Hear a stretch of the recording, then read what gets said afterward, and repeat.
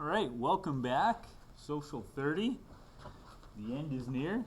We're looking at a lesson 11 one more time, the introduction to political systems. So as we look at this, we want to identify key terms. We want to identify what could be the building blocks for multiple choice questions. Now, that is, for many of us, the last hurdle.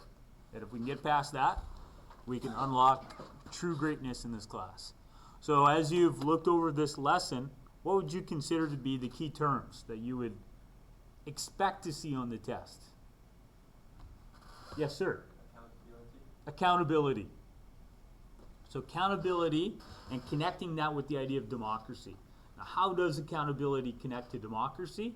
And then again, we should be able to see these little pathways in your mind just like expanding and say, okay, here's accountability in the Canadian parliamentary system. Here's accountability in the U.S. congressional system. This is accountability under authoritarianism. This is accountability under a democracy. So even just one word like accountability is like a springboard into our curriculum, right?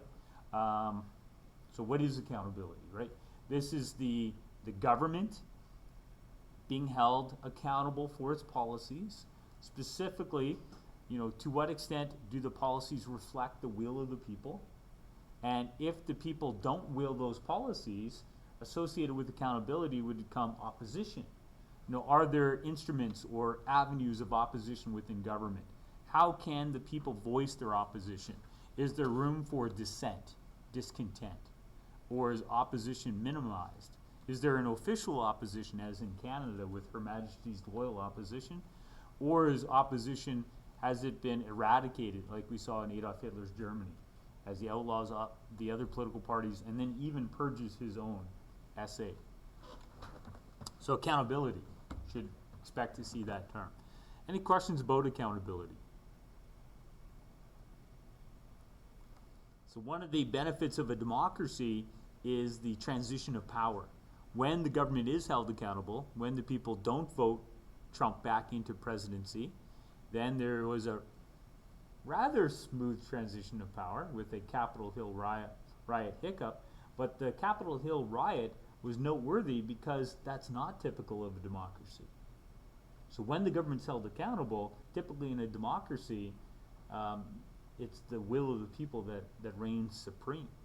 We don't expect to see some kind of attempt at holding on to power unconstitutionally. Any other terms that seem to resonate with you when you went through this, or something that needs your attention one more time? Yes, sir. Dissent, right? Again, please keep in mind that this is our course review for topic 2, right? The political systems unit. So if you have any questions when we're looking at these lessons, now is a good time to ask. Now is the last time to ask. So what is dissent? How do we voice our dissent? So there is a chance that there will be an essay on dissent on your diploma exam. So we have to understand, the many avenues to express our dissent. Dissent is opposition. That I disagree. That I challenge the authority of the government. That is dissent. Very similar to discontent. I am unhappy. When you're unhappy, when you're feeling discontent, that may lead to the need to express your dissent. Discontent may lead to the need to show your dissent.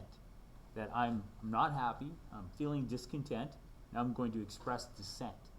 I do not agree with government policy. So dissent is key here as well. And there's avenues to voice your dissent within Canada, and there's the elimination of dissent within authoritarian states. So within liberal democracies, we have individual rights and freedoms, specifically the freedom of speech. In America, they have the First Amendment includes the right to protest and petition the government. These are avenues of dissent. In Canada, we have the reality of a multi-party system. So built into the parliamentary system is a mechanism of dissent. And we have her loyal official, Her Majesty's Loyal Official Opposition, which is dissent within Parliament. So question period is an opportunity for dissent. Any other concepts that popped up that you think that we should probably clarify if moving into a multiple choice test worth double of the diploma exam? So looking through it then, we have a quote, what do we live for, individualism or collectivism? And we have a quote from Dr. Jonas Salk about his vaccine for polio, and when he decided to allow that to be in the public domain rather than privatize it and try to monetize it, right, rather to try to get rich from it, he said, would you patent the sun? That this is something we all need access to. So this is an example of putting the common good ahead of individual gain. So this is an example of collectivism over individualism. We do have within this introduction to political systems an idea of identity, collective versus individual identity. And we're probably not exclusively one or the other. We have nuances where sometimes we identify with the group more than we see ourselves as an individual, that we are somewhat indistinguishable from the others. In Canada, we have within the Charter ways to celebrate both our collective and individual rights. In Social 20, under collective identity, we talked about hyphenated Canadianism. We talked about the idea of divided loyalties. So within a plural, multicultural state, sometimes our collective identities can challenge other collective identities. It can create disunity. Under a fascist state, typically the point of one collective identity is to create unity.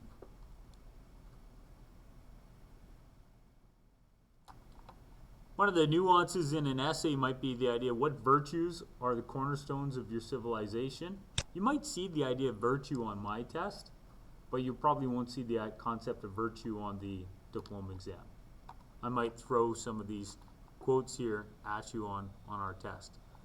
This is something that is trying to unpack the American dream, which is a manifestation of individualism. It's a celebrating of individualism. It's a religion based on individualism, right? That is the American dream. And it's suggesting that maybe the American dream is beginning to be questioned. That people are beginning to see the social and more so the ecological cost of the American dream. So in terms of virtues, we also have the idea that maybe our virtues, depending upon what they are, could also be vices, and what we have as a vice in our life could be something that continues to control us, that we become slaves to our vices. And there's some biblical references there as well. Flipping back to virtues, we have the concept of the Good Samaritan. Virtues also connect to the adherence to social norms that is part of collectivism. To what extent should there be social norms that are absolutes that everyone has to adhere to? If we have a list of social norms that everyone must adhere to, we begin to look like a collective state. That in a individual liberal democracy, we expect there to be less push towards conformity. But even in Canada, there are some policies, some laws, some social norms that are seen as so critical for our cohesion that they are expected to be adhered to. We have the evolution of morals. So in America, we go from measuring bathing suits to make sure that they're modest enough, to in France, someone being, I don't know if the word harassed by the police is the right word here, because it looks like she's getting a ticket. Being approached by the police and being forced to be less modest. That her modest approach is somehow impacting the freedom of others on the beach. That in France, we talked about their idea that we need a freedom from your freedom. We want to be free from your collective identity.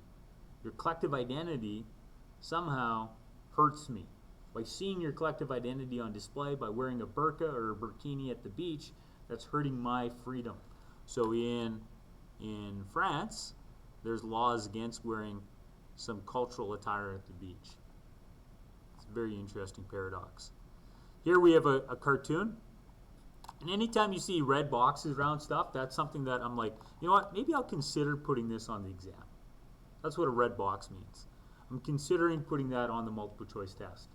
That, maybe I'll build a question around that. So when you look at this, what kind of question could we look at this? Well, it unpacks the adherence to social norms. It unpacks the idea of protest and freedom of speech. But there's also an ideological perspective here being promoted that in 2017, this activist is whitewashing objectionable history, saying, let's get rid of that. Let's get rid of Churchill Square because Winston Churchill was a bad guy. Let's get rid of the name of Leduc and Lacombe because their connection to residential schools, Father Leduc and Father Lacombe.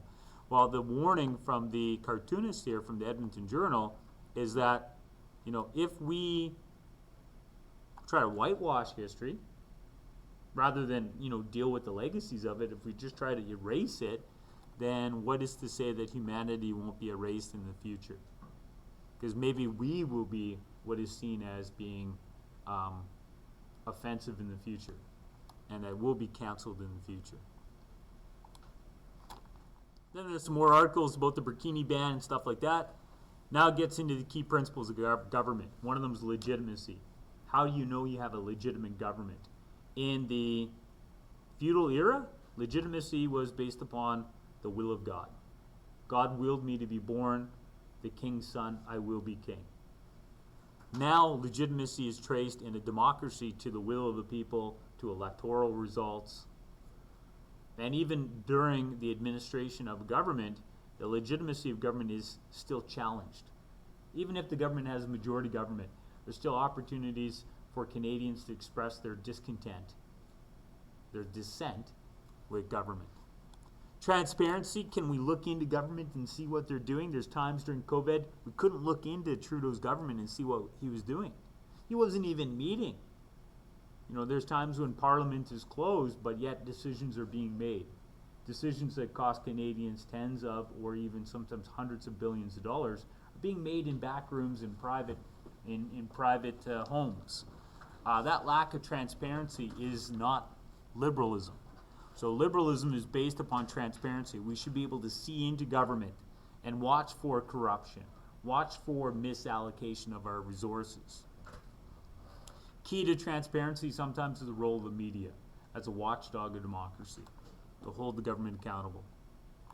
When we look at this list, though, Canada seems to be one of the more transparent countries in the world.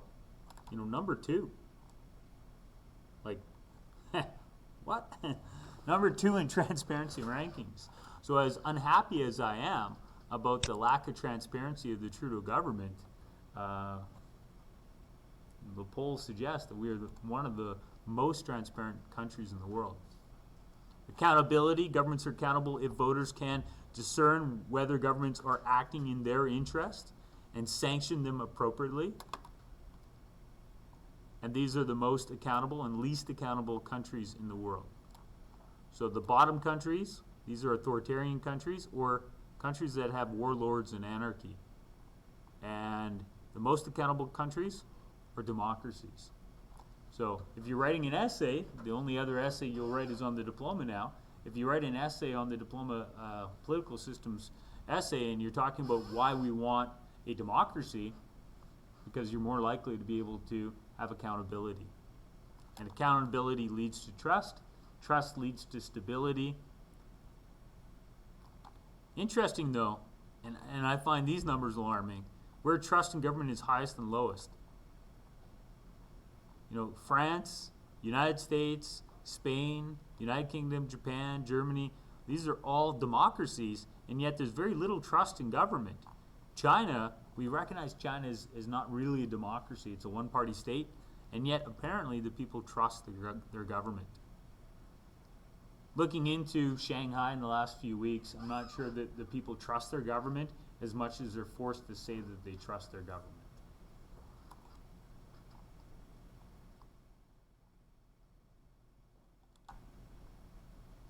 The term general will or the will of the people might pop up on the multiple choice. This is the will, meaning this is what we want.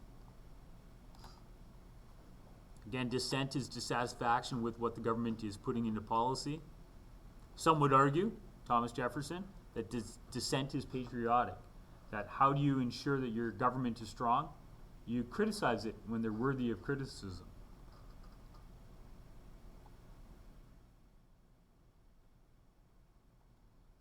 Civil rights movement, we end up looking at in a later lesson, but that's an example of dissent manifesting into a movement.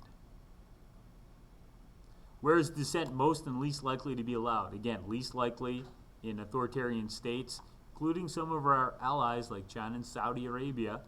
Most likely to be allowed in Canada. So this is a symptom of a healthy democracy in Canada.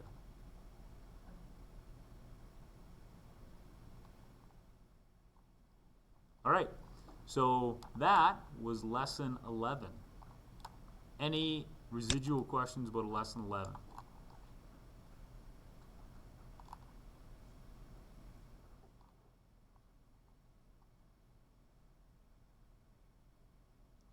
Governments curtailing freedom during the pandemic. So you can see here that governments like Canada, not on the list, but the United States is on the list. Where's Canada? I'm not sure I see the Canadian flag. But it's that idea that during times of crisis, maybe there's a usurpation of freedom. If there's no questions on lesson 11, let's get you guys to look through lesson 12. I'll give you 5 minutes and then we'll look at it.